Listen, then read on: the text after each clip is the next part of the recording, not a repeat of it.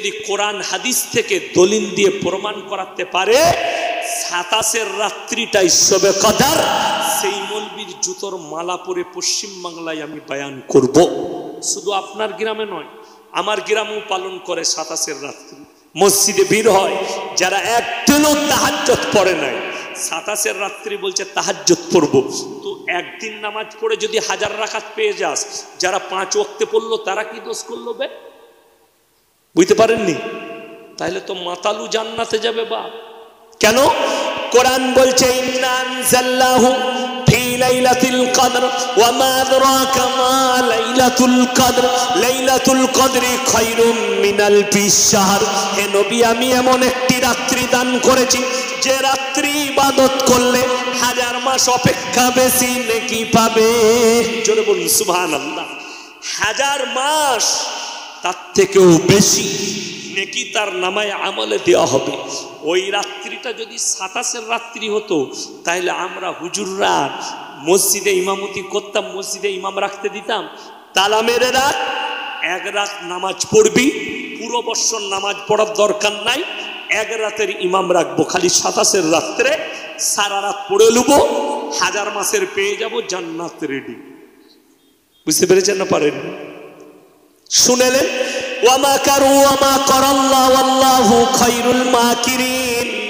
যারা মাক্কারি করবে, চালবাজি করবে, 27-এ ভিড় করবি, 25-এ মাল পেরিয়ে যাবে। কারা পাবে?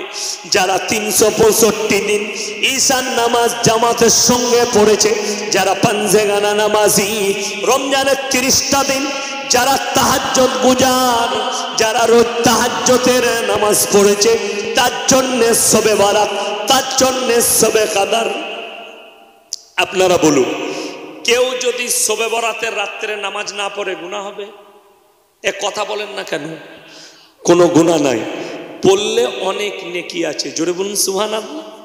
কেউ যদি রোজা রাখতে না পারে গুনাহ আছে, কিন্তু রাখলে অনেক নেকি আছে। যদি এটা বুঝেন তাহলে ফরজ, কিন্তু ফরজ নামাজ কেউ যদি নিজে থেকে ছেড়ে দেয় গুনাহ আছে না নাই? আপনাকে নদিয়া ডিস্ট্রিক্ট, আমি যে জেলায় বসে আছি দেখাবো, 100টা গ্রাম, 100টা গ্রামে দেখাবো। মসজিদে এলান হয়েছে, একজন ব্যক্তি মারা গেছেন, অমুকের বাপ, জোহরের পরে জানাজার নামাজ হবে। এলান হয় না আপনাদের? এলান হয়, জোহরের পরে জানাজা হবে, কুটুম জন আত্মীয় স্বজন সবাই চলে এলো, জানাজার নামাজ আদায় হবে। জোহরের পরে মসজিদে জোহরের নামাজ হচ্ছে, মুসল্লিরা নামাজ পড়ছে। আমাদের দেশের কিছু আউলিয়া আছে, তারা উজু করে বাইরে বসে আছে, জানাজা পড়বে। আপনারা বলুন, কেউ যদি জানাজার নামাজ ছেড়ে দেয় গুনাহ আছে?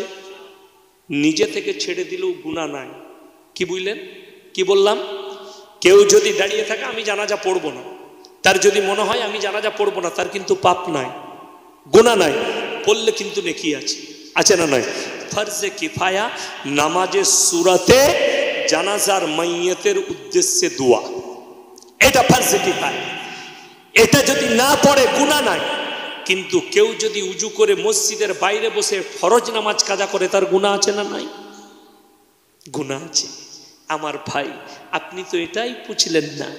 আপনার গ্রামে আমাদের যুবক একজন বিয়ে করতে এসেছে, গ্রামে ঢুকেই বলছে মসজিদটা কোথা গো? বললো ওখানে। গাড়িটা মসজিদের কাছে নিয়ে গেল, জামাই যে বিয়ে করতে এসছে নেমে মসজিদের ভেতরে ঢুকে উজু করে 2 রাকাত নামাজ পড়ছে। গ্রামের লোক বললে কি পরেজগার জামাইবে, দারুণ 2 রাকাত নফল নামাজ পড়লো বিয়ের প্যান্ডেলে। মেয়েরা বলছে দারুণ পরেজগার জামাইলো। তারপরে যখন জোহরের নামাজ হচ্ছে, ও তখন গাছতলায় বলে আবার নামাজ পড়বি না? আবার কি 2 রাকাত পড়লুম তো, আবার অনেক হয়ে গেছে, আবার দেখা যাবে। বুঝতে পেরেছেন? আচ্ছা, ওই নামাজটা কোনো কাজের আসবে? কথা বলুন না। যার ফরজ নাই, নফল দিয়ে কি করবি? খুব ভালো করে বুঝবেন। একটা স্কুলের ছেলে, এই যে পরীক্ষা হলো, একটাও পরীক্ষা দেয় নাই, খালি মৌখিক পরীক্ষাগুলো দিয়েছে। গিয়ে যদি রেজাল্ট আনতে যায়, স্যার আমি কত নম্বর পেলাম, তাকে কিসে করে নম্বর দিবে? ঝাঁটা করে দিবে, ভাই ঝাঁটাটা লিয়ে ঝাঁটা করে নম্বর দেবো তোকে।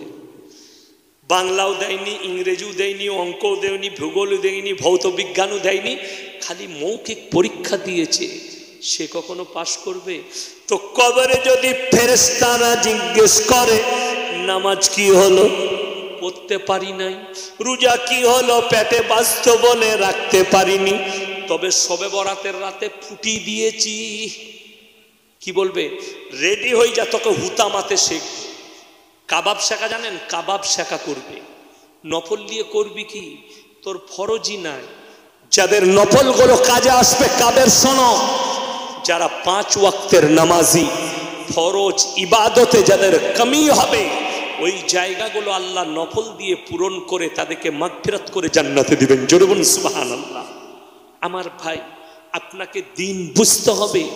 নামাজ অবশ্যই কম্পালসারি করুন জীবনে। জোরে বলুন ইনশাআল্লাহ। নবীজির আখলাক আর চরিত্র নিজের মধ্যে বাস্তবায়িত করুন। মুসলমান বললে হবে না, মুসলমান হবে দাড়িওয়ালা, মুসলমান হবে টুপিওয়ালা। আমাদিকে অনেক ছেলে ভালোবাসে। আমি সেদিনে নদিয়ায় গিয়েছিলাম, নদিয়ারই পলাশির কাছে একটা গ্রামে, একটা দুটো শ্রোতা নয়, 30,000 শ্রোতা। মেয়েদের খালি 5টা প্যান্ডেল ছিল। এইরকম 20টা প্যান্ডেল লাগবে, 20টা। এই যে প্যান্ডেলে বসে আছেন 20টা প্যান্ডেল। তো আমি যখন পৌঁছালাম, স্টেজ থেকে নামছি, 200 থেকে 300 যুবক খালি বলছে হুজুর সেলফি লুব। আমাদের কাছে খালি বলে হুজুর সেলফি লুব। আমার সেলফি নিচ্ছে। হুজুর বলছে হুজুর আপনাকে ভালোবাসি, কিন্তু চুল কেটেছে শুয়োরের মাথার মতো। ঠিক বলছি না ভুল বলছি?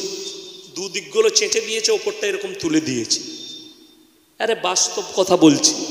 আমাদিকে বলে হুজুর আপনাকে ভালোবাসি, কিন্তু জার্সি পরে নেইমারে, জার্সি পরে মেসি। কষ্ট হয় না? তোমার মনে হলো না হুজুরের পোশাকটা আমি পরি? হুজুর লুঙ্গি পরেছে, আমি লুঙ্গি পরবো। হুজুর পাঞ্জাবি পরেছে, আমি পাঞ্জাবি পরবো। আরে তবে তো আমাকে ভালোবাসা হবে, নাহলে আমার ভালোবাসা কোথা থেকে পাবি? যার সঙ্গে যার মহাব্বত, তার সঙ্গে তার কিয়ামত করবে। কোরআন শুনেলেন। আগামী আজকে কত তারিখ জানো? 26শে ডিসেম্বর। 26শে ডিসেম্বর, 27, 28, 29, 30, 31, তারপরে 1 জানুয়ারি। 5 দিন পরেই 1 জানুয়ারি মুসলমানদের ছেলেরা ফিস্ট করতে যায়, পিকনিক করতে যায়, বক্স বাজিয়ে, গান বাজিয়ে, আর তার সঙ্গে মদের বোতলের ফোয়ারা চলে। ঠিক বলছি না ভুল বলছি? মুসলমান আপনারা 1 জানুয়ারি হচ্ছে ইহুদিদের। কাদের বললাম? ইহুদিদের। 25শে ডিসেম্বর খ্রিস্টানদের। আপনারা যখন ঈদের নামাজ পড়েন, খ্রিস্টানরা আসে তো? পড়ে না আপনাদের সাথে? কে বললে পড়ে না? পড়ে? পড়ে না। কলকাতার ওই হারামখোরগুলোকে জিজ্ঞেস করো, তুই যখন ঈদের নামাজ পড়িস ইহুদিরা আসে? তোর ঈদের নামাজে আসে না, কিন্তু মুসলমান যায় ঈদের নামাজ পড়তে। আমি কতগুলো দলিল দেবো শুনেলেন।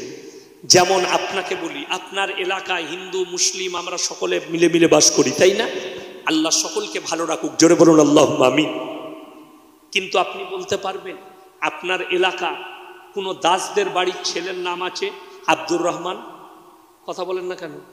আব্দুল সত্তার, আব্দুল জব্বার আছে? উমর, আবু বকর, উসমান গনি? কারোর নাম না। কিন্তু মুসলমানদের নাম বলে দিই, নাট, পল্টু, ঝন্টু, ফন্টু, হন্টু, যত রকমের হরেন, ফরেন, নরেন, গগিন সব আছে মুসলমানদের। ঠিক বলছি না ভুল বলছি? তো তুমি নিজেকে মুসলমান বলে পরিচয় দাও। তোমার নাম হওয়া দরকার ছিল আব্দুর রহমান, আব্দুল সত্তার, আব্দুল জব্বার, উসমান, আলী, উজাইফা, হুরাইরা। নাম তোমার পছন্দ হলো না। বিটি বর্ষাকালে জন্মগ্রহণ করেছে মুসলমান, ভালোবেসে নানি নাম রাখছে বর্ষা। ঝাঁটা খাবিল কবরে, আল্লাহর কাছে কি জবাব দিবি? বর্ষা নাম রাখলি, গোলাপি, রূপালি, সোনালি নাম। উম্মে কুলসুম পেলে না, ফাতেমা পেলে না, জাইনাব পেলে না, আসমা পেলে না, আসিয়া পেলে না, আফিফা পেলে না। এই নামগুলো একটাও ইসলামী নাম। আপনার হলো না, সন্তান হয়েছে, হুজুরকে ফোন করি একটা ভালো নাম বলুন আমার মেয়ের জন্যে, ভালো নাম বলুন আমার একটা ছেলের জন্যে। বড় কষ্ট লাগে জানেন এগুলো। ওই জন্য আমি বললাম আমাদেরকে দুটো কাজে রেখেছেন, বাকি একটা কাজেও মুসলমান নাই না। আমাদের সমাজ যদি চলে হাদিসুন নিসাই চলে, মেয়েদের হাদিসে চলে, চলে না? চলে না? তার প্রমাণ দিই।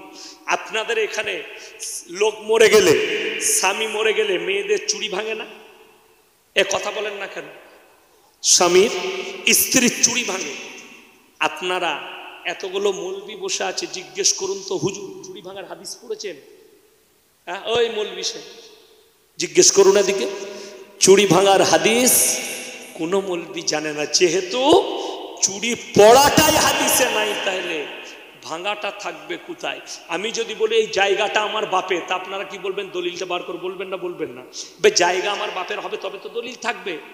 জায়গাটাই নাই তাহলে দলিল থাকবে কোথায়? চুড়ি পড়াটাই নাই তো ভাঙাটা থাকবে কোথায়? ভাঙাটা কার হাদিস? মেয়েদের হাদিস। বেটাকে ডাকে, বড় বেটাকে ডাকো, চুড়ি ভাঙবে। কোথায় পেলি? কেউ জানে না। যেমন আমি বলি, আমি মাসখানেক আগে আমার এক আত্মীয়র বিয়ে ঠিক করতে গেছি, দাওয়াত দিয়েছে, আমি চলো গেলাম, নিজের আত্মীয় তো। সেখানে গিয়ে যত রকমের নাস্তা করাতে হয় আমাদের বাঙালিদের, সব লুচি, মিষ্টি, মুরগির মাংস ইত্যাদি ইত্যাদি গাদা নাস্তা, তারপরে ফল মাকড়, তারপরে বললে চা বিস্কুট আসছে নাস্তা। তো আমাদের দেশের একটা নিয়ম আছে, আমাদের বাঙালিদের চায়ের সঙ্গে ডিম সিদ্ধ দেয়, দেয় না? দেয় না? ডিম সিদ্ধ তো সব দিয়েছে, বিস্কুট, চানাচুর, চা, ডিম সিদ্ধটা নাই। আমি মনে মনে করলাম আল্লাহ আনতে ভুলে গেছে নি, আল্লাহ পয়সাগুলোই নেই নাকি, মনে মনে হলো। আমি বাড়িতে গিয়ে আমার বিবিকে জিজ্ঞেস করলাম, হ্যাঁ গো ডিম সিদ্ধ দেয়নি কেন গো? অত নাস্তা করালে ডিম সিদ্ধ চায়ের সাথে?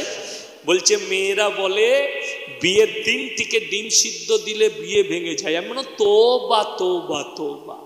আপনারা বলুন তো ডিমের মালিক কে? আরো জোরে বলুন কে? আল্লাহ। তাহলে ডিমের মালিক যদি আল্লাহ হয়, ডিম কি করে বিয়ে ভাঙাবে?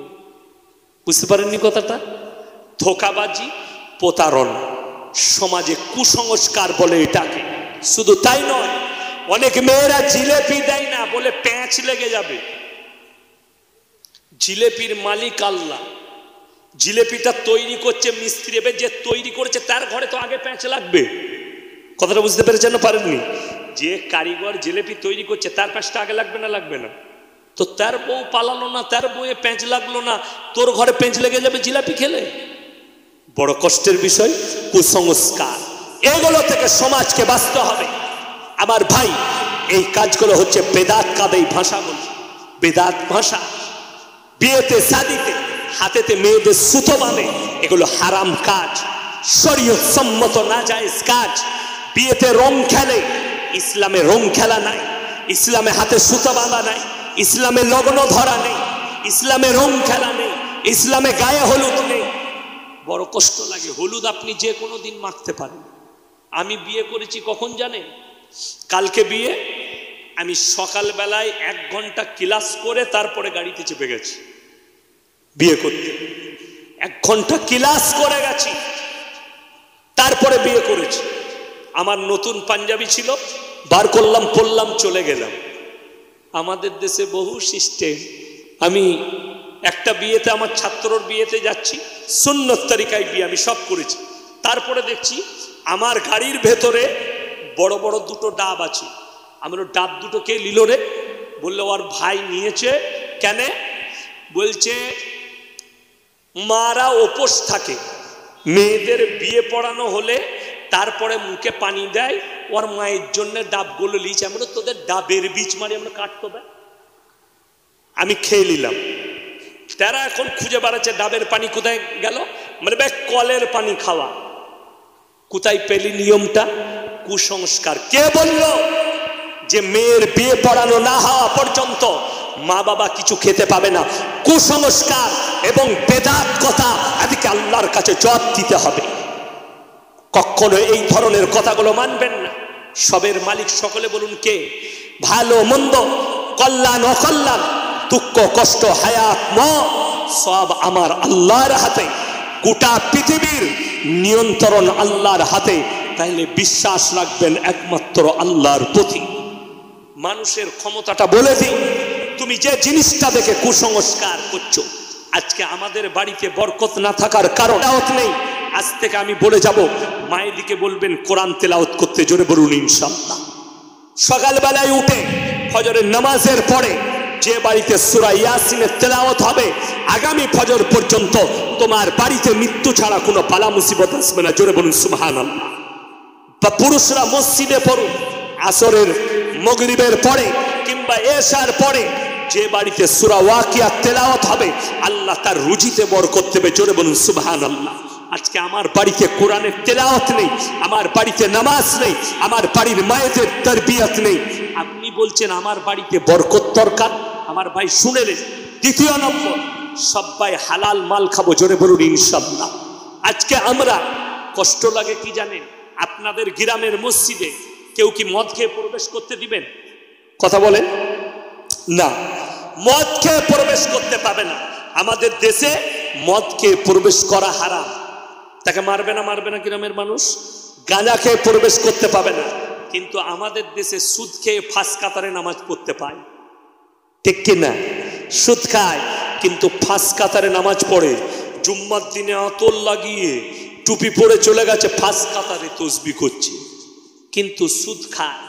লোকের পয়সা মেরে ফাঁস কাতারে নামাজ পড়ছে, লোকের ভাইয়ের সম্পত্তি মেরে খেয়ে বসে সে তাহাজ্জুদের নামাজ পড়ছে। ওই নামাজ আমার আল্লাহর বারগাহে কবুল হবে না।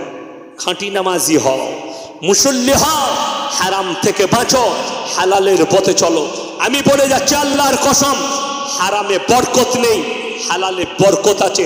সৎ পয়সায় বরকত আছে, সতেতে বরকত দিয়েছে, হারামে বরকত নেই। আপনাদের এইখানে কুকুর খায়? কুকুর কেউ খায়? কথা বলেন না।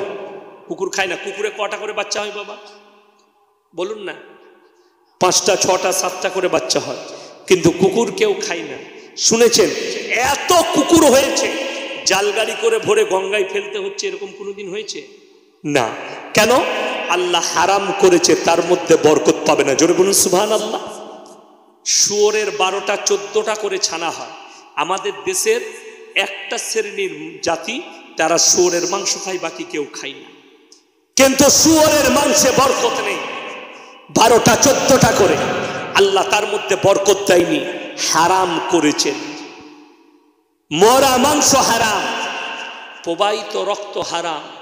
আল্লাহ তাআলা আপনার জন্য শুনেন, ছাগলের কটা করে বাচ্চা হয়? 2টো 3টে, ম্যাক্সিমাম 3টে হয়, ম্যাক্সিমাম 2টো, খুব বেশি হলে 3টে, আর খুব কম 4টা। 2টোই ধরুন। পৃথিবীতে যতগুলো ধর্ম আছে, যতগুলো জাতি আছে, সবাই ছাগল খায়, খায় না? খায় না? সবাই ছাগল খায়। আল্লাহ হালাল করেছেন, তোমরা যত খাবে তত বরকত পাবে, জোরে বলুন সুবহানাল্লাহ। হিন্দু, মুসলিম, জৈন, বৌদ্ধ, খ্রিস্টান, ইহুদি, নাসারা, দলিত, আদিবাসী সবাই খাসি খায়। তোমরা যত খাবে তত আমি হালাল বলে বরকত দেব। গরুর কটা করে বাচ্চা হয়? আরো একটা কম একটা। শুনেছেন মুসলমানরা এত গরু খেয়েছে, হাটেতে আর গরু পাওয়া যাচ্ছে না। যত খাবে তত বরকত পাবে, জোরে বলুন না সুবহানাল্লাহ। মেয়েদের চুল কাটা জায়েজ আছে? কথা বলুন। হারাম। মেয়েদের চুল কাটা এক জায়গায় ওয়াজিব। ক জায়গায় বললাম? এক জায়গায়, সেটা হচ্ছে হজের ময়দানে 4 আঙ্গুল চুল কাটা ওয়াজিব। এটা মায়েদের জন্যে, শুধুমাত্র মেয়েদের। আর ছেলেদের জন্যে মাথা মুন্ডন করা, মানে ন্যাড়া হওয়া, এটা হচ্ছে ওয়াজিব হজের ময়দানে। বাকি পৃথিবীর কোনো জায়গায় মেয়েদের চুল কাটা জায়েজ নেই, হারাম। শুনেছেন আমাদের গ্রামে এমন মেয়ে আছে 70 বছর চুল কাটেনি, তার চুলটা একদম কৃষ্ণনগর চলে গেছে, এরকম মেয়ে আছে আপনাদের? আছে? নাই। কেন? আল্লাহ হারাম করেছেন, এক জায়গায় স্টপ করে দিয়েছেন। আমার ভাই, ছেলেদের চুল কাটা জায়েজ না? না জায়েজ? জায়েজ আছে। মাসে 1 ইঞ্চি, 12 মাসে 12, 12 দুগুণে 24, 24 দুগুণে 48, 70 বছরের চুল কাটা যদি হিসেব করা হয়, কৃষ্ণনগর পেরিয়ে ধাত্রীগ্রাম ঢুকে যাবে। ঠিক বলছি না ভুল বলছি? জোরে বলুন সুবহানাল্লাহ। যত কাটবে তত বরকত। আমি হালালে বরকত রেখেছি, হারামে কোনোদিন বরকত রাখেনি। আমার ভাই, আল্লাহর হাবিব সাল্লাল্লাহু আলাইহি সাল্লাম তার দলিল আর প্রমাণ দৃষ্টান্ত দিয়েছেন সাহাবীদের সামনে। একজন সাহাবী নবীজি সাল্লাল্লাহু আলাইহি সাল্লাম মসজিদে নববীতে বসে আছেন। একজন সাহাবী এসে বললেন, ইয়া রাসূলুল্লাহ, আমার বাড়িতে জোহরের পরে আপনার দাওয়াত। নবীজি বললেন, তাই? কার? বলে, ইয়া রাসূলুল্লাহ, আপনার আর আপনার পাশে যে 4 জন সাহাবী বসে আছেন, ওসমানে গনি, আলী, আবু বকর, উমর, এই 4 জনের দাওয়াত। নবীজি সাল্লাল্লাহু আলাইহি সাল্লাম দাওয়াত কবুল করলেন, কিন্তু খুব ভালো করে শুনবেন। নবীজি সাল্লাল্লাহু আলাইহি সাল্লাম যখন তেনার বাড়িতে পৌঁছালেন, সঙ্গে 40 জন সাহাবীকে নিয়ে গেলেন। জোরে একবার বলুন সুবহানাল্লাহ। 40 জন। সেই সাহাবী ভয় খেয়ে গেছে। একটা বকরি জবাই করেছেন, ছাগল, আর জবের ঘরেতে কিছু আটা ছিল, সেই আটার রুটি তৈরি করেছেন। নবীজি বললেন, হে আমার সাহাবী, ভয় খেও না, তুমি মাংসের পাত্রটা নিয়ে এসো আর রুটির পাত্র নামাও আমার কাছে। নামিয়েছে। নবীজি বললেন, শোনো, ভয় খাবার কিছুই নাই। আমার হাবিব সাল্লাল্লাহু আলাইহি সাল্লাম বললে, বর্তন নাও। প্লেট লেগে গেল। নবীজি সাল্লাল্লাহু আলাইহি সাল্লাম হাঁড়িটা না খুলে, অর্ধেকটা খুলে বিসমিল্লাহ বলে হাত ভরে রুটি বার করলেন, আর বিসমিল্লাহ বলে হাঁড়ির অর্ধেকটা খুলে, ঢাক্কান খুলে সেখান থেকে মাংস বরসে দিলেন। তারপরে সাহাবীকে বললেন, তুমি আর পরে সেখান থেকে বার করো আর দাও, হাঁড়ির পুরো ঢাকা খুলবে না। আমার ভাই, রওয়ায়েতে আছে সেই 40 জন এবং সেই সাহাবীর প্রতিবেশী 170 জন খাওয়ার পরেও সাহাবী যখন হাঁড়িটা খুলেছে, তখন দেখছে এখন অর্ধেক রুটি আছে আর অর্ধেক মাংস আছে। জোরে বলুন সুবহানাল্লাহ। আমার নবীজি সাল্লাল্লাহু আলাইহি সাল্লাম বললেন, হে আমার সাহাবী, শোনো, তোমার এই মালটা হালাল বলে আল্লাহ বরকত দিয়েছে, আর আমার হাবিবের হাতে আল্লাহ তাআলা প্রচুর বরকত রেখেছেন। জোরে একবার নারায়ে তাকবীর। আমার ভাই, আল্লাহর হাবিব সাল্লাল্লাহু আলাইহি সাল্লামকে আল্লাহ বরকতপূর্ণ করেছিল। আরো একটু আগে চলুন। আল্লাহর নবী সাল্লাল্লাহু আলাইহি সাল্লামের একজন জলিলুল কদর সাহাবী, যারা মা বাবার সঙ্গে খারাপ ব্যবহার করেন, মা বাবার সঙ্গে অপব্যবহার করেন, আজ থেকে নিয়ত করলেন, আমরা কেউ মা বাবার সঙ্গে খারাপ ব্যবহার করব না। জোরে বলুন ইনশাআল্লাহ।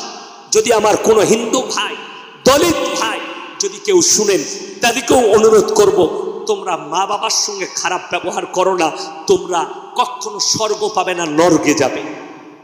এটা লিখে নিয়ে যাও। তোমরা কখনো সুখ পাবে না। আজকে আমার জীবনে কষ্ট একটাই, আমাদের সমাজের লোককে জিজ্ঞেস করলে আমাদের সমাজে সব থেকে বেশি মূল্য পায় শিক্ষিত লোকরা। ঠিক বলছি না ভুল বলছি? আর আপনাকে গুনে গুনে প্রমাণ দেব, আমাদের দেশে সে হিন্দু কিনা জানি না, সে মুসলিম কিনা জানি না, কলকাতায় চলুন, টাউনশিপে বাস করে কারা? চাষিরা তো নাকি, যারা ধান চাষ করে তারা। কারা টাউনে বাস করে? চাকরিজীবীরা, শিক্ষিতরা। আজকে কষ্ট লাগে।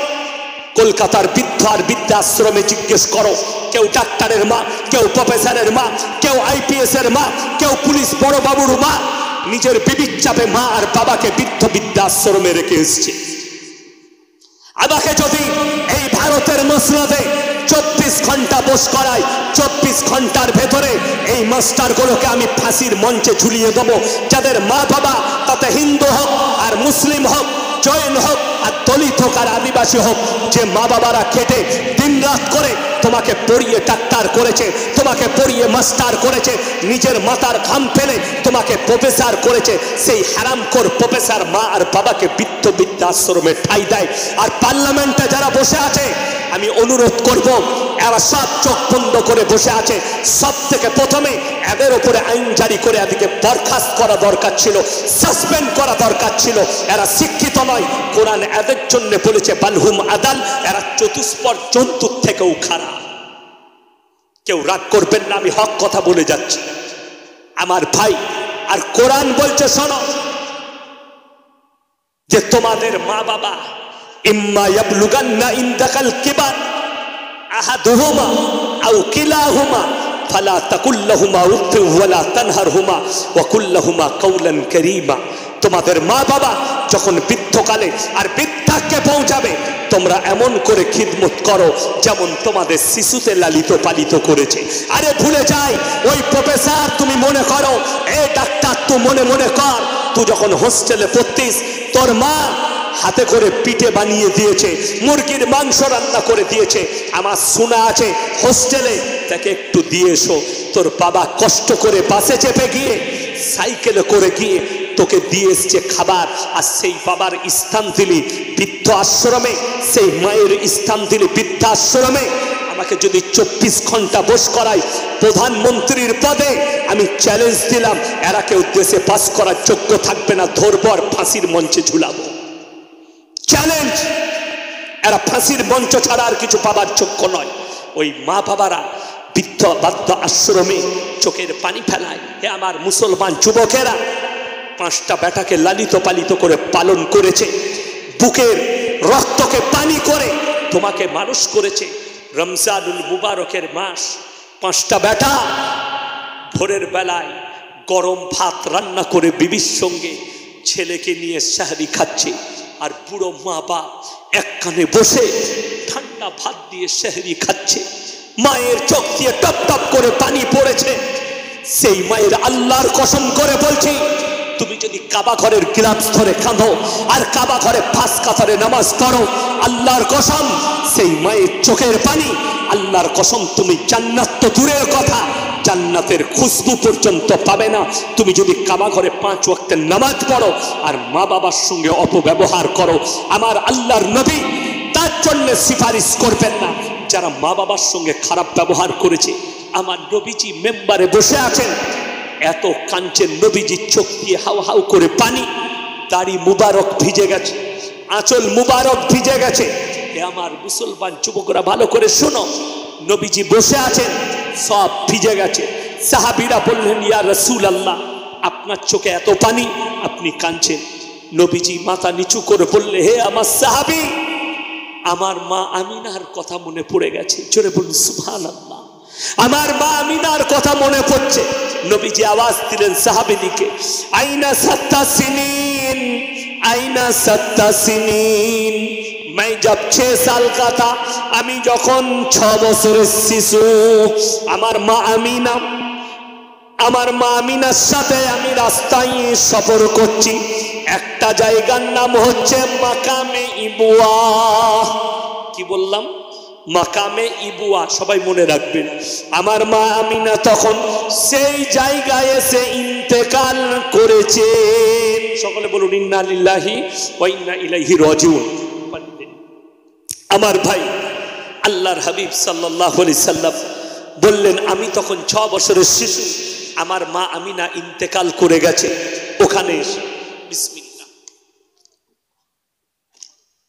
আলহামদুলিল্লাহ, আল্লাহর হাবিব সাল্লাল্লাহু আলাইহি সাল্লাম বলার পরে সাহাবীদের চোখও ভিজে গেল পানিতে, জমিন ভিজে গেল।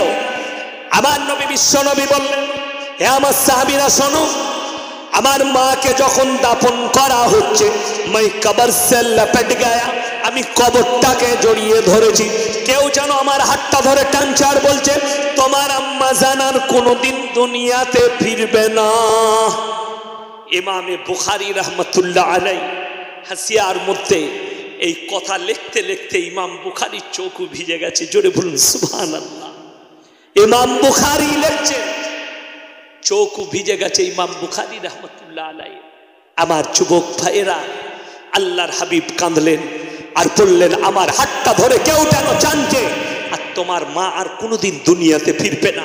আমি 6 বছরের শিশু। হে আমার সাহাবীরা, আমার অন্তরটা কেমন যেতে পারে আজকে যদি কাশ আমার মা বেঁচে থাকতেন আর আমি যদি এশার নামাজের ইমামতি করতাম, আর কেউ যদি, তোমরা যদি আমার পেছনে মুক্তাদি হতে, সামনে থেকে জাইলা খুলে আমার মা আমিনা যদি একবার বলতো মুহাম্মদ চলে আই, আমি আল্লাহর হাবিব নামাজ ছেড়ে মায়ের কাছে ছুটে যেতাম। জোরে বলুন সুবহানাল্লাহ। মা বাবার সঙ্গে সবাই ভালো ব্যবহার করব। জোরে বলুন ইনশাআল্লাহ। উচ্চ স্বরে কথা বলো না। সাহাবীদিকে আল্লাহ হুকুম দিলেন, হে নবী বলো, তারা যখন তোমার সঙ্গে কথা বলবে তারা যেন নরম হয়ে কথা বলে, নম্র ভাষায় কথা বলে, বিনয়ী হয়ে কথা বলে, তা না হলে আমি আল্লাহ নারাজ হয়ে যাব উঁচু স্বরে কথা বললে। জোরে বলুন সুবহানাল্লাহ। আল্লাহ শুধু এটাই নয়, যারা বাপ মায়ের সঙ্গে উচ্চ স্বরে কথা বলেন, গলার আওয়াজ করে কথা বলেন, তাদেরকে একটু বলি শুনে যান। আমার নবী, বিশ্ব নবী সাল্লাল্লাহু আলাইহি সাল্লামের কাছে আল্লাহ কোরআন পাঠালেন। হযরতে মুসা নবী, তিনি লালিত পালিত হয়েছিলেন ফিরাউনের ঘরে, কাফেরের ঘরে, বেঈমানের ঘরে, ঠিক কিনা? কার ঘরে? ফিরাউনের বাড়িতে। আল্লাহ যখন নবুয়ত দান করলেন হযরতে মুসা নবীকে, আর মুসা নবীর অন্তরের খবর বুঝতে পেরেছে। এখানে একটা কথা শুনে নেন, কোরআনের আয়াত শুনে নেন, সূরা আল ইমরান প্রথম পৃষ্ঠায়। যারা পাপ করেন আর মনে করেন পৃথিবীর কেউ দেখেনি, যারা পাপ করেন আর মনে করেন আমার খবর কেউ জানে না, আল্লাহ কোরআনে বললেন, ইন্নাল্লাহা লা ইয়াখফা আলাইহি শাইউন ফিল আরদি ওয়ালা ফিস সামা। হে আমার নবী, আসমান আর জমিনের মধ্যে যা কিছু আছে কোন জিনিসটা আমার আল্লাহর কাছে গোপন নেই। আমি আল্লাহ অন্তরেরও খবর রাখি। জোরে বলুন সুবহানাল্লাহ। আপনি অন্তরে কথা বলবেন, আমার আল্লাহ শুনতে পায়। ওই জন্য হযরতে মুসা নবী অন্তরের খবর আল্লাহ জেনে গেলেন, আর আল্লাহ বললেন, হে মুসা, আমি বুঝতে পেরেছি তোমার অন্তরে ভয় ঢুকেছে, ওই জন্যে আমি তোমার ভাই হারুনকেও নবুয়ত দান করেছি। জোরে বলুন সুবহানাল্লাহ। তোমরা দু ভাই নবী, তোমরা যাও ফিরাউনের কাছে। আল্লাহ মুসা নবী আল্লাহকে বললেন, আল্লাহ সে তো বেঈমান, সে তো আল্লাহ দাবি করেছে, সে নেমো খারাম, তাকে আমি কেমন করে দাওয়াত দেব? এই ভাষাগুলো বলার পরে আমার আল্লাহ শিক্ষা দিলেন মুসা নবীকে, তুমি কি ভাষায় তাকে দাওয়াত দেবে? কুলু কাউলাল লাইয়িনা, কুলু কাউলাল লাইয়িনা, নরম করে বলবে, বিনয়ী ভাবে বলবে, ভালোবেসে বলবে, কড়া ভাষা বলো না, খারাপ ভাষা বলো না, বেঈমান নেমো খারাম বলো না, যেহেতু সে তোমাকে বাপের মতো রাজশাহীতে লালিত পালিত করেছে। জোরে বলুন সুবহানাল্লাহ। একটা বেঈমান সে একজন নবীকে লালিত পালিত করেছে, তার জন্য যদি আল্লাহ এরকম হুকুম দিতে পারে, আমাদের বাবা মা তো মুমিন, আমাদের বাবা মা তো ঈমানদার, তার সঙ্গে কি ব্যবহার করতে হবে আপনারা মনে মনে অনুভব করুন। আমার ভাই, বাবা মাকে কেউ ব্যথা দিবেন না, আল্লাহ আপনার বরকত কেড়ে নেবে, আপনার জীবনকে ধ্বংস করে দেবে, আপনার জীবন পণ্য হয়ে যাবে। সবাই নিয়ত করে নেন, আজ থেকে আমরা সবাই বাবা মায়ের সঙ্গে ভালো ব্যবহার করব। জোরে বলুন ইনশাআল্লাহ। আমার ভাই, নামাজ, রোজা, দিনদারি, পরেশকারী, তাকওয়া, খোদাভীরুতা, আল্লাহর প্রতি প্রকৃত বিশ্বাস সবাই নিয়ে আসবো। জোরে বলুন ইনশাআল্লাহ। আমার ভাই, কিয়ামতের দিনে প্রত্যেকটা মানুষকে আল্লাহর কাছে হাজিরি দিতে হবে। এবং যারা বাবা মা আছেন, এরপরে শুনেলেন, যদি কোনো বাবা মা এটা ভেবেলেন শুধু ছেলেদের আমাদের উপরে হক আছে, না, ওই বাবা মারাও আল্লাহর কাছে পাকড়াও হবে যারা দুটো বেটাকে, দুটো সন্তানকে দুই দুই করে, একজনকে জমি বেশি, একজনকে কম, একজনকে সম্পত্তি দেয়, একজনকে বঞ্চিত করে দেয়। ওই মা বাবাও কিন্তু আল্লাহর কাছে রেহাই পাবে না। শুধু ছেলে হক আদায় করবে নয়, আপনাকেও হক আদায় করতে হবে। ছেলে, সন্তানের, সন্ততির, তাদের সঙ্গেও তোমাকে ভালো ব্যবহার দেখাতে হবে, তোমার প্রতিবেশীর সঙ্গে ভালো ব্যবহার দেখাতে হবে। আমার ভাই, সবাই নিয়ত করলেন আমরা কেউ ইসলামের আদর্শ থেকে সরব না। জোরে বলুন ইনশাআল্লাহ। আপনার জীবনে নামাজ আনুন, রোজা নিয়ে আসুন, আপনার জীবনে হালাল হারাম নিয়ে আসুন, আপনার জীবনে ভালো জিনিসটা নিয়ে আসুন, সবাই আনবেন। জোরে বলুন ইনশাআল্লাহ। আর এরপরে শুনলেন সবাই নিজেদের মা, বোন, স্ত্রী সকলকে আমরা পর্দায় আনবো। জোরে বলুন ইনশাআল্লাহ। ইসলামে এক নম্বরই মেলা ইসলামে হারাম। কি বললাম? ইসলামে মেলা জায়েজ আছে তো? কথা বলুন। মেলা যে হারাম, কেন হারাম? কথাটা বুঝতে পারেননি? শুধু মেলা নয়, একটা মুসলমান নারীর জন্যে বাজারে বিনা কারণে যাওয়াটাও হারাম। কথাটা বুঝতে পারেননি? কারণগুলো শুনেন। যদি শরীর খুব অসুস্থ হয়, ডাক্তারের কাছে পর্দার সহিত যাওয়াটা জায়েজ আছে। কোরআনে আছে ওয়াদরিব খুমুরিহিন্না আলা জুনুবিহিন, হে নারী, তুমি পর্দা নির্ধারিত করো, তুমি কোনোদিন ধর্ষিতা হবে না। হে নারী, তুমি পর্দা নির্ধারিত করো, তুমি কোনোদিন ধর্ষিতা হবে না। এটা হচ্ছে আমার নবীজি সাল্লাল্লাহু আলাইহি ওয়াসাল্লামের উপরে আল্লাহর পাঠানো একটা বাণী।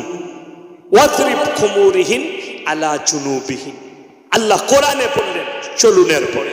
আল্লাহর হাবিব সাল্লাল্লাহু আলাইহি সাল্লাম মেলাকে এই জন্য হারাম করা হয়েছে। আমরা বলেছি নারী এবং পুরুষ যদি নির্জনে এক কাছে হয়, তৃতীয় নম্বর যে হাজিরি দেয় তার নাম হচ্ছে শয়তান।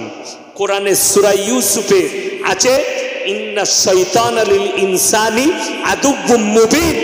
শয়তান হচ্ছে মানুষের প্রকাশ্য দুশমন। শয়তান মানুষের প্রকাশ্য দুশমন। আপনি অনুভবও করতে পারবেন না শয়তান আপনার দুশমন। আপনি নামাজ পড়লে শয়তান কাঁদে, আপনি মদ পান করলে শয়তান হাসে, আপনি পাপাচারী কাজ করলে শয়তান হাসে। আমাদের সমাজ থেকে পাপ না যাওয়ার কারণ অনেকগুলো আছে, তার মধ্যে একটা উল্লেখযোগ্য কারণ, আমরা আমাদের যে দেশে বাস করছি ইসলামের আইন কানুন চলে না। ঠিক কি না? কি চলে? ভারতের সংবিধান, ভারতের বিচার ব্যবস্থা, আমাদের দেশের বিচার ব্যবস্থা। কোনো ছেলে মেয়ে যদি পরকিয়া করে, সে ধরা পড়লে তার জরিমানা হয়। হয় না আমাদের দেশে জরিমানা? আপনাদের এখানে জরিমানা হয় না? কথা বলুন। জরিমানা হয়। 1 লাখ টাকা জরিমানা, 2 লাখ টাকা জরিমানা। শুনেলেন? যারা মুমিন আছে, যারা মুসলমান ভাই আছে, ইসলামের শরীয়তে জরিমানা হারাম। কি বললাম? জরিমানা হারাম। কিসের জন্য হারাম?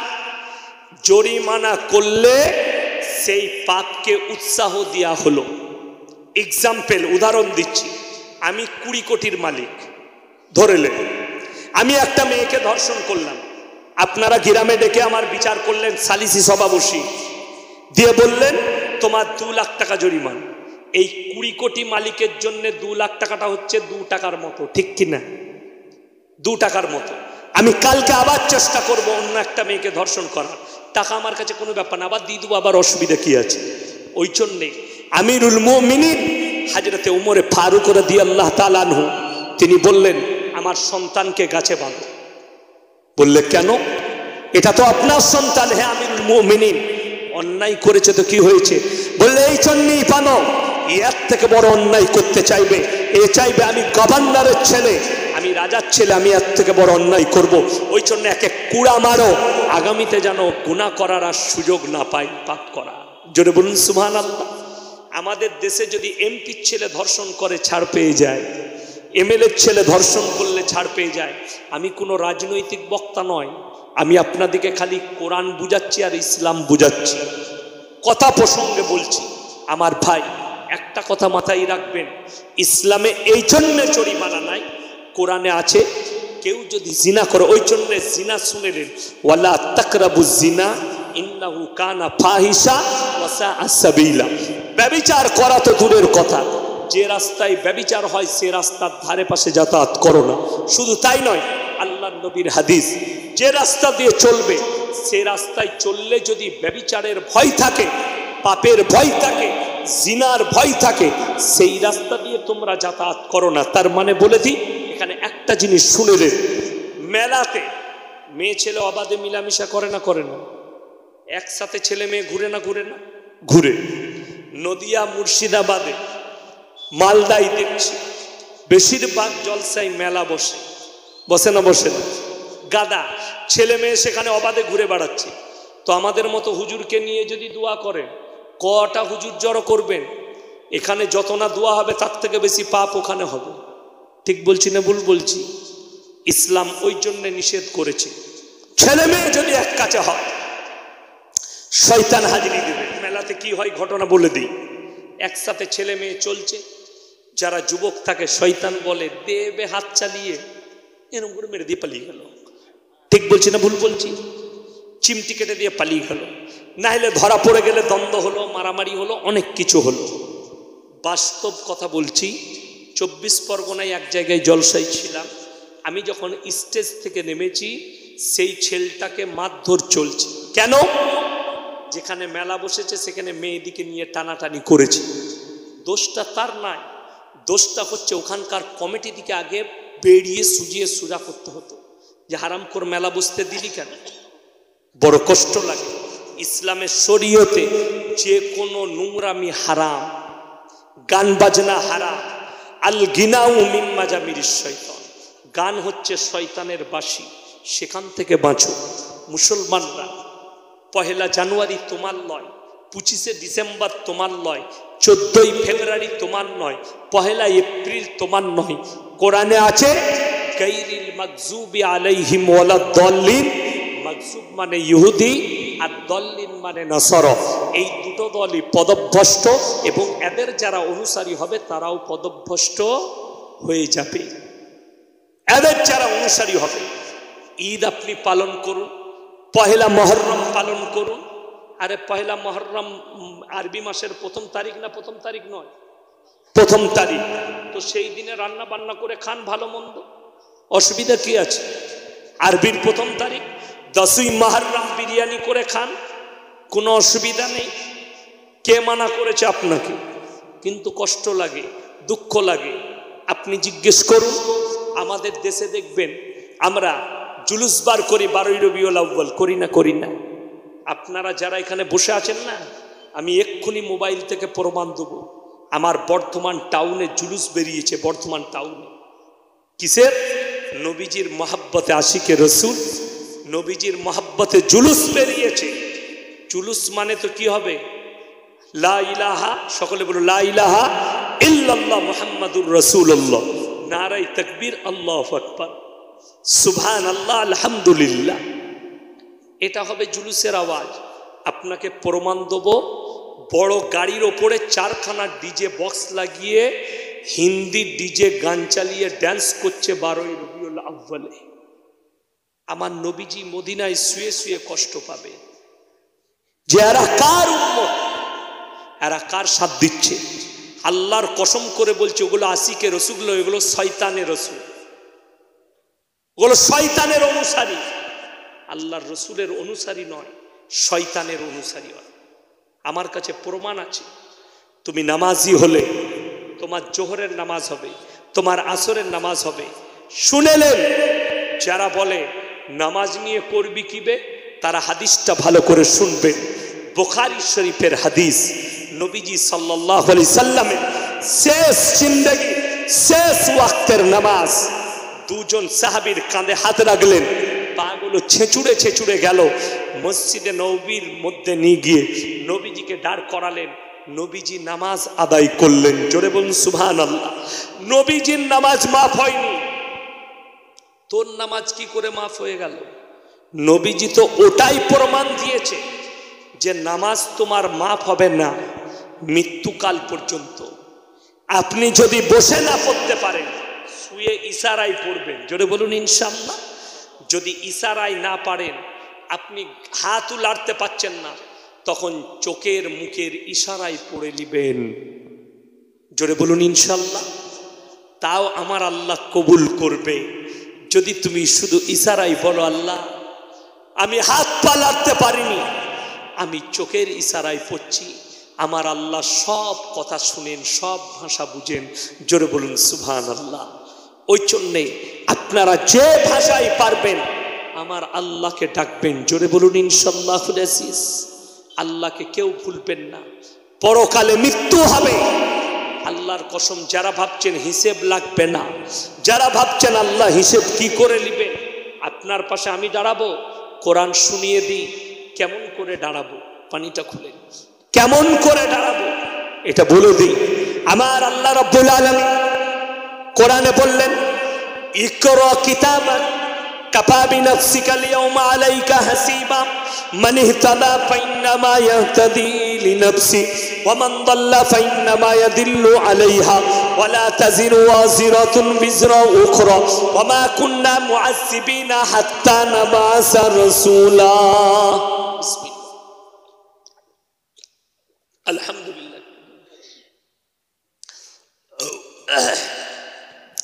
ইকরা কিতাবাক কাফা বিনাফসিকা আল-ইয়াওমা আলাইকা হাসিবা। হে আমার বিশ্ব নবী, কিয়ামতের দিনে তাদের হাতে তাদের আমলনামা ধরিয়ে দেওয়া হবে। ইকরা কিতাবাক কাফা বিনাফসিকা আল-ইয়াওমা আলাইকা হাসিবা।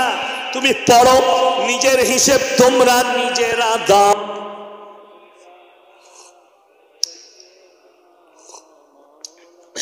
কই বক্তা কই? 12টা বাজছে তো, বক্তা কই? কই ডাকুন, তাড়াতাড়ি ডাকুন।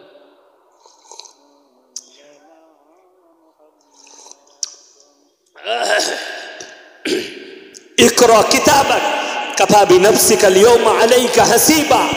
হে নবী, তাদেরকে বলো তাদের হাতে আমলনামা ধরিয়ে দেওয়া হবে। তাদেরকে বলা হবে পড়ো, মান ইহতাদা ফাইন্নামা ইয়াহতাদি লিনাফসি ওয়া মান দাল্লা ফাইন্নামা ইয়াদিল্লু আলাইহা ওয়া লা তাজিরু ওয়াজিরাতুন বিজরা উখরা ওয়া মা কুন্না মুআযযিবিনা হাত্তা নাবাসা রাসূলা। তোমরা কোরআনকে জিজ্ঞেস করো, মান ইহতাদা ফাইন্নামা ইয়াহতাদি লিনাফসি। যারা হিদায়াত প্রাপ্ত হয়েছে তারা নিজের জন্যই হিদায়াত প্রাপ্ত হয়েছে হে নবী। আর যারা পদভ্রষ্ট হয়েছে তারা নিজের জন্যই পদভ্রষ্ট হয়েছে।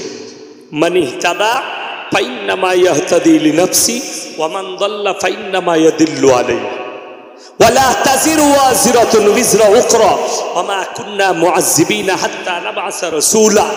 হে নবী বলো, এবং তাদের জন্য কিয়ামতে কোনো রাখওয়ালা থাকবে না, কোনো সুপারিশকারী থাকবে না যারা পদভ্রষ্ট। আমার ভাই, আমি কোরআন শোনালাম এতগুলো, আমার পরবর্তী বক্তা আসবেন, তিনিও কোরআন শোনাবেন, কোরআন হাদিসের কথা বলবেন, ফজর পর্যন্ত চলবে, কত কথা হবে আলোচনা। কিন্তু আমি আর পরে শেষের দিকে আমার পরবর্তী বক্তাকে নিয়ে আসুন। ভাই, বক্তাকে তাড়াতাড়ি নিয়ে আসুন স্টেজে। আমার ভাই, কোরআনে আছে কিয়ামতের দিনে আল্লাহ তাআলা এতগুলো যে মানুষ, আল্লাহ নবীজিকে বললেন, নবীজি কেঁদেছেন। কোরআনের আয়াত পৌঁছানোর পরে আল্লাহর কাছে কেঁদেছেন, ওগো আল্লাহ, কেন তারা আমার কথা মানবে না? ইন্নাল্লাযীনা কাফারু সাওয়াউন আলাইহিম আনজারতাহুম আম লাম তুনজিরহুম লা ইউমিনুন। হে নবী, তুমি যত বুঝাবে বুঝাও, যত কোরআন শোনাবে শোনাও, কিন্তু যারা বেঈমান কাফের হবে, যারা মানান নয়, তারা কখনো মেনে নিবে না। আমার নবীজি চোখের পানি ফেলালেন, ওগো আল্লাহ, কেন তারা আমার কথা আপনার কথা মানবে না? আমার আল্লাহ বললেন, হে নবী, বিশ্ব নবী, আমার কোরআনকে জিজ্ঞেস করো, কেন তারা আমার কথা আপনার কথা মানবে না? খাতামাল্লাহু আলা কুলুবিহিম ওয়া আলা সামিহিম ওয়া আলা আবসারিহিম গিশাওয়া ওয়া লাহুম আযাবুন আযীম। খাতামাল্লাহু আলা কুলুবিহিম, কুলুব মানে হচ্ছে তাদের হৃদয়টা, আমি তাদের হৃদয়েতে তালা মারা গেছে। যত দাওয়াত দিবে দিয়ে নাও, কিন্তু তাদের হৃদয়ে প্রবেশ করবে না। ওয়ালা সামিহিম, আর তাদের কানেতে মোহর মারা গেছে। ওয়ালা আবসারিহিম গিশাওয়া, আর তাদের চোখের মধ্যে পর্দা পড়ে গেছে। তারা লজ্জা শরমের মাথা খেয়েছে, তারা কখনো দিনের পথে আসবে না। ওয়ালাহুম আযাবুন আযীম, তাদের জন্য পরকালে কঠোর শাস্তি রাখা আছে। কোরআন বলল, সূরা বাকারা 2 নম্বর পৃষ্ঠা। যাদের বাড়িতে মানে কোরআন আছে খুলবে না, চোখের পানি ফেলাবে। চলুন এরপরে 8 পারা 1ম পৃষ্ঠা, এটা আরো ডেঞ্জার আয়াত।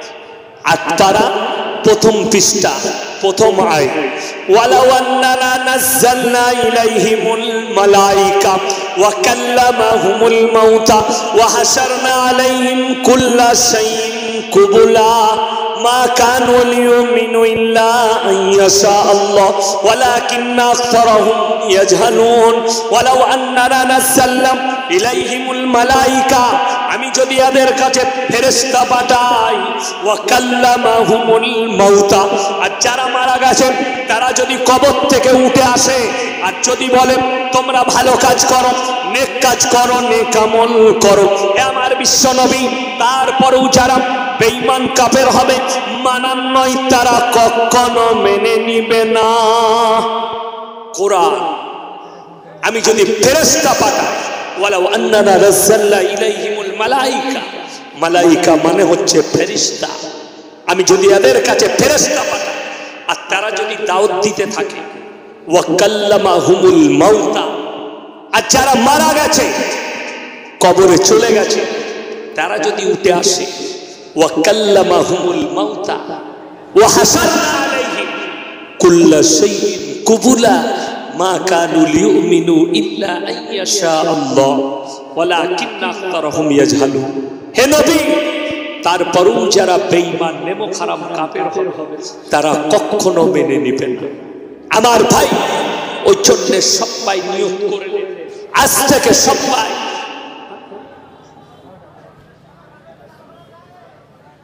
এগুলো তো খারাপ কথা।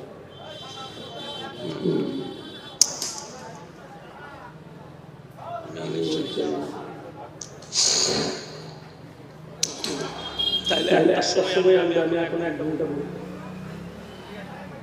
একটা যতক্ষণ পারবো তারপরে যতক্ষণ বলবো তারপরে আমি যতক্ষণ বলার শেষ হবে ততক্ষণ আনবেন। আমি ফজর পর্যন্ত চালাবো, ফজরের পরে বলতাম। কথাটা বুঝতে পারেননি আপনি? আমি মাদ্রাসার ক্লাস বলা কি বুঝলেন? আমি মাদ্রাসার ক্লাস করি, আমি পেশাদারি বক্তা, আমাকে মানুষ দাওয়াত দেয়, আমি সময় নেই 12টার মধ্যে আমাকে ছাড়বে, কি বুঝলেন? তারপরেও আমি অনুরোধ করেছি, হ্যাঁ ঠিক আছে। আর একটা কথা বলে দিই, আমি আপনাদেরকে লাস্টে, কেউ দুঃখ পাবেন না। এনারা কাগজে হয়তো নাম দেখেছেন, আব্দুল্লাহিল মারুফ ভাই, ওনার সাথে আমার অনেক জায়গায় জলসা হয়েছে। আমি তখন কৃষ্ণনগর কভার করছি, আমাকে ফোন করেছিল। হয়তো অনেকে বলবেন দাওয়াতই দেয়নি কমিটির ছেলেরা, কিন্তু বাস্তব দাওয়াত দিয়েছে। দাওয়াত ছিল, ওনাকে টাকাও শুনলাম কিছু অ্যাডভান্স পাঠিয়েছে, যাই হোক সেটা আল্লাহ জানে, কিন্তু সত্য কথা ওনাকে দাওয়াত দিয়েছে। ওনার দাওয়াত ছিল, আমাকে ফোন করেছিল, ভাই আমার শরীর খুব অসুস্থ, আমি যেতে পারছি, তো আপনি কোথায় আছেন? আমি কৃষ্ণনগরে, আমার বেশিক্ষণ লাগবে না, আমি পৌঁছে যাব। আপনার আমার পরে আপনার টাইম ছিল 11টা থেকে, তো অসুবিধা নেই, তো আপনি চলে যান। তো আমি বললাম ঠিক আছে, আমি পৌঁছে যাব। তো আপনারা কেউ ভাববেন না যে কমিটির ছেলেরা ধোঁকা দিয়েছে, ধোঁকা নয়, বাস্তব দাওয়াত ছিল। আমাকে ফোন করেছিলেন আব্দুল্লাহিল মারুফ ভাই, জানি না ওনার শরীর অসুস্থ, বললেন আমি এয়ারপোর্ট থেকে বেরোলাম, আমার শরীর খুব অসুস্থ ভাই, বাইরে থেকে আসছি, ওই জন্য আসতে পারেন। মানুষ মাত্রে আপদ বিপদ হতে পারে, কি বুঝলেন? এটাকে মানতে হয়, আপদ বিপদ মেনে নিবেন। বড় কষ্ট লাগে কি জানেন? আমাদের বক্তাদের একটা জিনিস আমি আপনাকে প্রমাণ দেবো, এখানে ডায়েরি খুলে, ডায়েরিটা আমার কাছে নেই তাই প্রমাণ দেবো। কালকে জলসা, আজকে ফোন করছি ভাই জলসা কখন পৌঁছাবো, লোকেশন দেন, বলছে হুজুর বলতে ভুলে গেছি জলসাটা হবে। বাস তাদেরকে আমি একটা কথাও উত্তর দিতে পারি, কিন্তু আমরা যদি বলি তোমার ডেটটা লিখতে ভুলে গেছি, 100% মা তুলে গালি, কি বুঝলি? 100% অসুবিধা নেই, আপনারা গালি দিবেন, এটা আপনাদের দোষ নেই। নবীজিকে বেঈমান কাফেররা গালি দিয়েছে না, দেয়, কষ্ট দিয়েছে, তার নিজের বংশধররা কষ্ট দিয়েছে, নবীজির বংশরা কষ্ট দিয়েছে, নবীজির চাচাজি কালমা পড়েননি, এতে দুঃখের কিছু নাই। আমরা হচ্ছি নবীর ওয়ারিস, আল উলামা ওয়ারাসাতুল আম্বিয়া। একটা কথা মাথায় রাখবেন, কোন ভাই না হাকিকত জেনে কোন মৌলবীকে কেউ বিশেষ করে আলেমদিকে গালি দিবেন না, জোরে বলুন ইনশাআল্লাহ। হাকিকত না জেনে গালি দিবেন না, হয়তো তিনি হাকিকত তেনার শরীর অসুস্থ, হাকিকত না জেনে আমাকেও গালি দিবেন না, হাকিকত জানবেন তারপরে গালি দিবেন, তার আগে গালি দিবেন না। আমি যে ভাষাটা বললাম, আমি যে বক্তব্য দিলাম, হয়তো কার মনে হবে যে এটা ভুল বলেছে, আপনি আগে অনুশোচনা করবেন। একটা আলেমের কাছে জানবেন এটা বলবো, তিনি যদি ভুল বলেন আর একটা আলেমকে জিজ্ঞেস করুন, যদি আপনি সার্টিফাই হন আমি ভুল বলেছি আর কিছু নয়, আগে আমাকে ফোন করে কনফার্ম করবেন। আপনি ভুল বললেন, আপনাকে যদি আমি দলিল মোতাবেক বুঝাতে পারি আল্লাহই আল্লাহ, আর আপনাকে বুঝাতে না পারলে আমি আপনার কাছে ক্ষমা চেয়ে নেব, এটা আমার মুখ দিয়ে ভাই মিস্টেক হয়েছে, অসুবিধা নেই, এই জন্য গালি দিবেন না। আল উলামা ওয়ারাসাতুল আম্বিয়া, উলামারা হচ্ছে নবীর ওয়ারিস। আরো এক জায়গায় আল্লাহ তাআলা কোরআনে বলেছেন, ইন্নামা ইয়াখশাল্লাহা মিন ইবাদিহিল উলামা। আমার নবী আর পয়গম্বরের পরে যারা আমাকে সবথেকে বেশি রীতিমতো ভয় করে তারা হচ্ছে উলামা সম্প্রদায়, তারা হচ্ছে আলেমরা, তারা আমাকে বেশি সবথেকে বেশি ভয় করে। উলামা সম্প্রদায় তারা আমাকে বেশি ভয় করে। ওই জন্য আমার ভাই আমি অনুরোধ করব, কেউ কেউ কি গালি দিবে না। শুধু তাই নয়, বুখারী শরীফের হাদিসে আছে মুনাফিকদের একটা বড় লক্ষণ তারা অশ্লীল ভাষা ব্যবহার করে। মুনাফিকদের লক্ষণ আমি নাম করব। একজন মানুষ আমার মাদ্রাসায় এলো, তারা 2-4 জন এলো, ডায়েরি তাদের সামনে তারা ডেট লিখিয়েছে, নিজে লিখলো, বাড়িতে গিয়ে বলছে ওই ডেটটা নয়, আমরা যেটা বলছি। আমি বললাম তোমরা লেখালে, তোমরা বসে লিখে গেলে, তোমরা অ্যাডভান্স করলে, কেন কথা পাল্টাচ্ছ? তোমরা এসে দেখে যাও তোমাদের লেখা। বলছে না, আপনার ওই ডেটটা হবে। যাই হোক, আমি ক্লাস করি, সকালে আমি ফোন তুলি না, আমাকে ফোন করে দেখবেন আমি ফোন তুলবো না 12টা পর্যন্ত কারণ, কিন্তু যতগুলো ফোন থাকে আমি বিকালে রিটায়ার করি, আসরের পরে বের হয় জলসায় আমি রিটায়ার করি, সবাইকে ঘুরিয়ে ফোন লাগাই কে কি দরকারে ফোন করেছে।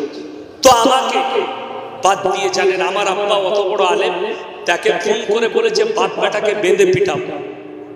বিশ্বাস আমার আব্বাজি মিথ্যা কথা বলবেন, আমাকে ফোন করে বললো কাদের দাওয়াত নিয়েছো, কি ঝামেলা হয়েছে, আমাকে বলছে বেঁধে পিটাও। তো আমি রাগ করিনি, দোয়া করেছি আল্লাহ এদিকে হিদায়েত প্রাপ্ত করো, আর যদি হিদায়েত না থাকে ধ্বংস করে দাও, এদিকে ধ্বংস করে দাও যদি হিদায়েত না থাকে। শুধু তাই নয়, আমি ফোন করে বললাম ভাই তুমি এই ভাষা বলেছো, বললে কি বলবো বে সালা, তোদিকে এই ভাষা বলছে। শুনেলেন এতগুলো কথা বলার পরে তো আমি বুঝতে পারলাম যে তারা কি ধরনের মানুষ, কি চামড়া আছে। বুখারী শরীফে আছে যারা অশ্লীল ভাষা ব্যবহার করে সেটা হচ্ছে মুনাফিকের লক্ষণ।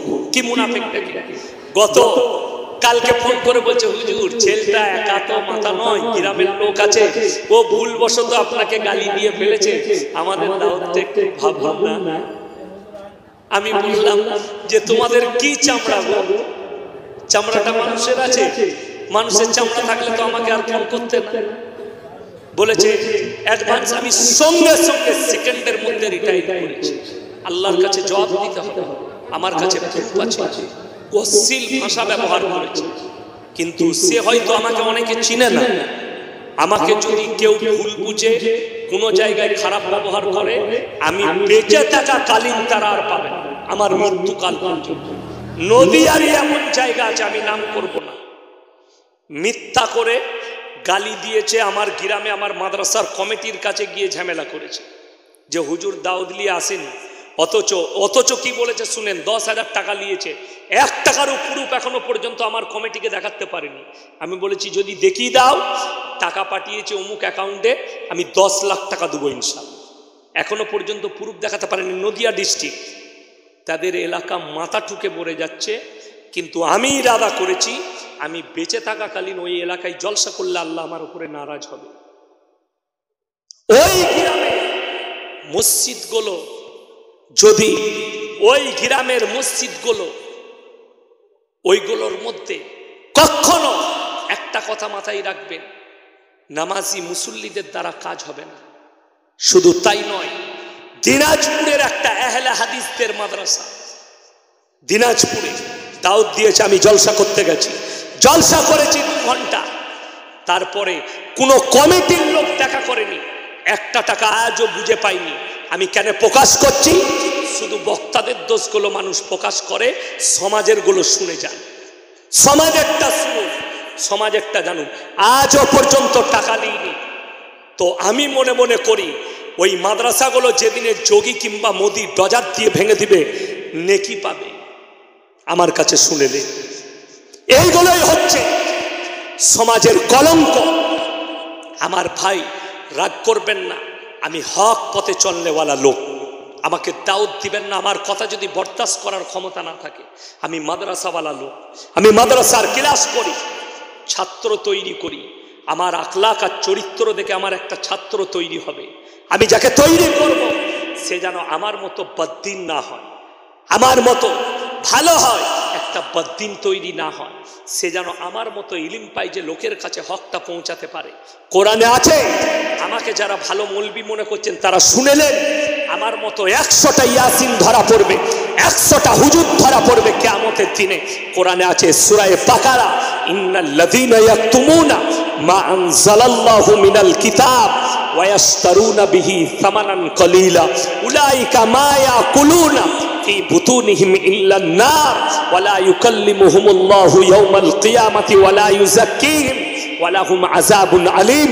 হে আমার বিশ্বনবী, পৃথিবীর মানুষকে বলো যে ওই সমস্ত মৌলবীরা যারা কোরআনের আয়াতকে লুকোয় নিজেদের পেট চালাবার জন্য, যারা নিজেদের পেট চালাবার জন্য মানুষের কাছে তার মতো করে ফাতুয়া দেয়, এই মৌলবীদিকে কিয়ামতের দিনে তাদের গেরেবানটা ধরে বিনা হিসাবে আল্লাহ জাহান্নামে নিক্ষেপ করবেন। তারা নিজেদের পেটেতে খাবার নয়, তারা আগুন ছাড়া আর কিছু ভরে না। আল্লাহ আমাদের মতো সমস্ত আলেম উলামা সকলকে আল্লাহ হিফাজত করুক, জোরে বলুন আল্লাহুম্মা আমিন। আমাদের সকলকে দ্বীনের উপরে প্রতিষ্ঠিত করুক, আমাকে আপনাকে আমাদের সকলকে আল্লাহ আমাদের ঈমানকে মজবুত করুক। কিয়ামতের দিনে যেন আমরা আল্লাহর আরশের ছায়া আল্লাহ দান করেন, জোরে বলুন আল্লাহুম্মা আমিন। আল্লাহ কোরআনে বলেছেন, ইয়া আইয়ুহাল্লাযীনা আমানু কাউ ওয়াসজুদু ওয়াবুদু রাব্বাকুম ওয়াফআলুল খায়রা লাআল্লাকুম তুফলিহুন।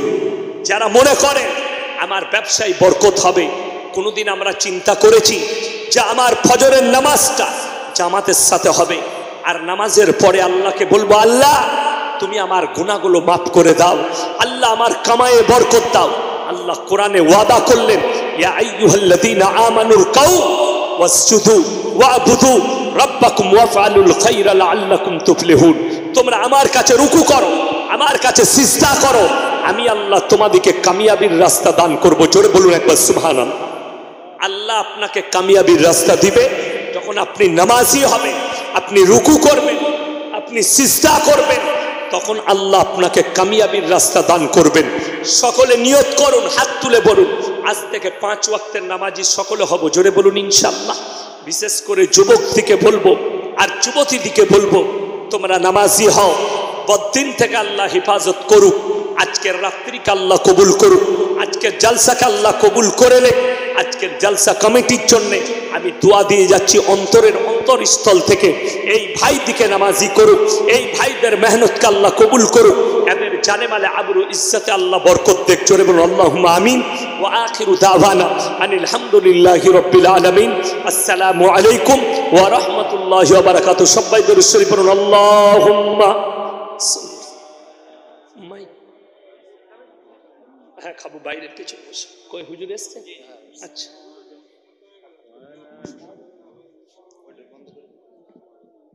ওকে ডাকুন মাইকম্যানকে। হ্যালো চিক, আলহামদুলিল্লাহ। এতক্ষণ ধরে আমরা